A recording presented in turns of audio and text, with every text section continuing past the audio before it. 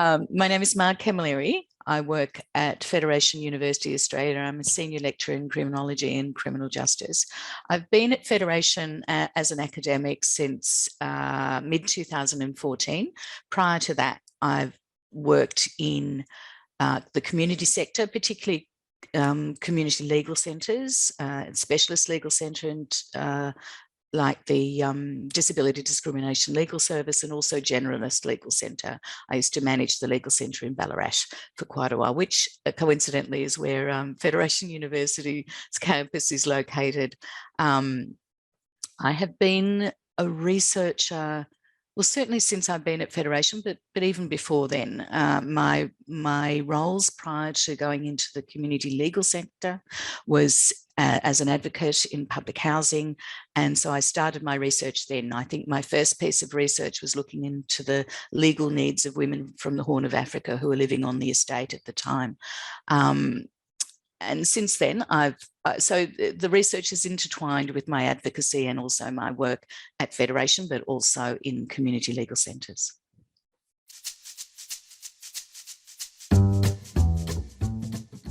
I've been binge watching, well, a little while ago now, a program called The Bureau, which is a French program about the lives of spies, French spies, which is the equivalent of the CIA, I guess, and their lives on different missions that they've gone on, and it's based partially on facts, but also some artistic license there as well.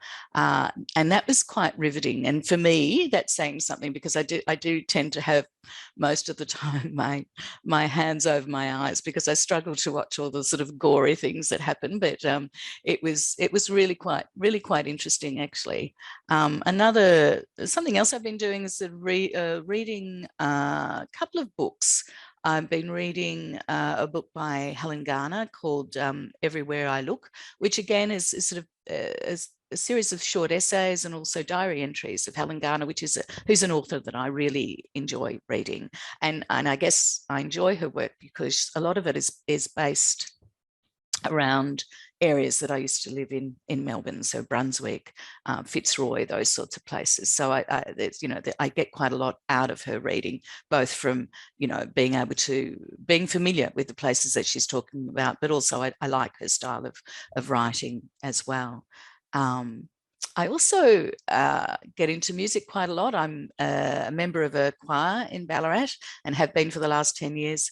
So the music I like to listen to is sort of quite a range of different genres, from blues, gospel, folk, pop. I'm getting into my grandson, who's 16, has introduced me to math rock, which I've never heard of before. So it's a new genre that he sent me a couple of links on YouTube, and it's really quite interesting. It's a combination of jazz and rock. So it has quite intricate time signatures and things like that. So yeah, it's quite interesting, but there you go. I hadn't even thought that genre existed, but now I do.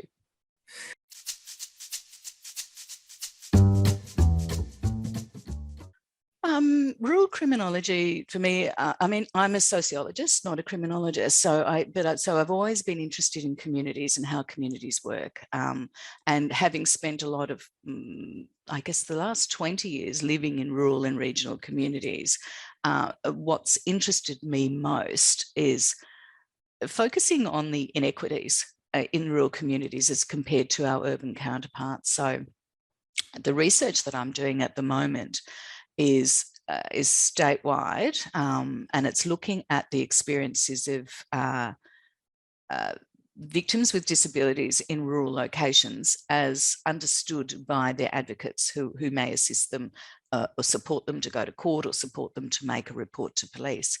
So I'm also interested in the intersections there and intersectionality and how rurality, what role rurality has on and the impact of other intersections like gender, like type of crime and disability.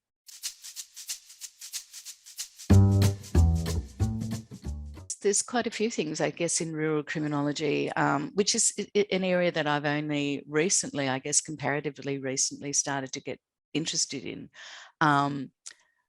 For me, and coming from having previously worked in government as well, in the Department of Justice, it became very clear to me, as well as working in a practice context in the regions and in rural areas, the disparity of resources that are available to people in rural communities. And from a legal perspective, it seemed to me that it totally inequitable that your access to justice and to have a good outcome, an outcome that was good for you, was dependent on the resources that were available to you, or the training that the police had, and so on. And I find this particularly with people with disabilities, but there are other groups in the community who also struggle to get access to the services. And for people with disability, those inequities really have major consequences on the outcomes for them, the legal outcomes for them, whether they're an accused person or whether they're a victim of crime. So if I had a magic wand, I guess what I'd like to do is ensure that there is some way of ensuring that those inequities are addressed. I understand from a government perspective that they're not going to pour resources into communities that have a small population, but at the same time, by not doing that, they're ignoring that population. So, it's either a government or a justice system that is dispensing justice or supporting people across Victoria or across Australia, or it's only working to support a proportion of the population, which is what I think is happening at the moment. So I think there needs to be better ways of finding resources to be able to support those communities, whether they're resources that you bring in when they're needed, or that there's training and other resources that are given to those communities despite the population number, because that seems to be the main reason for distribution is population size. And I think, so in terms of the government and their priorities, I think it's something that they need to look at. Because I think there's a lot to be said for, I think it was Richard Coverdale that coined the phrase postcode justice, which, he mentioned to me quite a while ago, but it's only starting to, have more and more resonance for me as I'm looking more deeply into those issues.